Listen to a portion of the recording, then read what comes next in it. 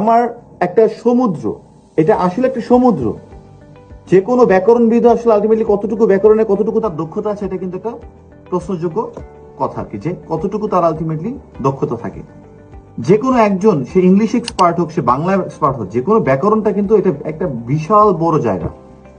তো এই জায়গাটা দক্ষতা আনা, এবং আইএলস এর জন্য কি আমরা তাহলে সারা জীবন গ্রামার পড়ে যাবো, যেটা ক্লাস 1 থেকে 12 পর্যন্ত হয়নি? না, আইএলস এর জন্য আমাদের সারা জীবন পড়তে হবে না। আইএলস এর রাইটিং এ, স্পিকিং 14 মিনিট, রাইটিং এ 250 ওয়ার্ড বা 300 ওয়ার্ডের কাছাকাছি, আর এখানে 150 ওয়ার্ড বা 180 ওয়ার্ডের কাছাকাছি ধরো।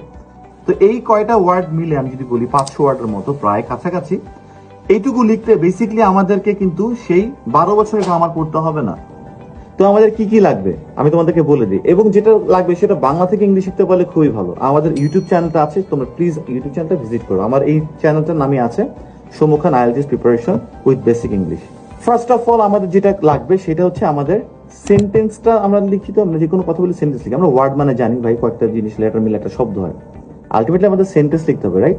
সো ফার্স্টে আমাদেরকে সেন্টেন্সটা নিয়ে ধরতে হবে। প্রথম যে জিনিসটা ধরতে হবে সেটা হচ্ছে সেন্টেন্সটা আসলে কাকে বলে, সেন্টেন্সটা আমি কিভাবে আনতে পারি।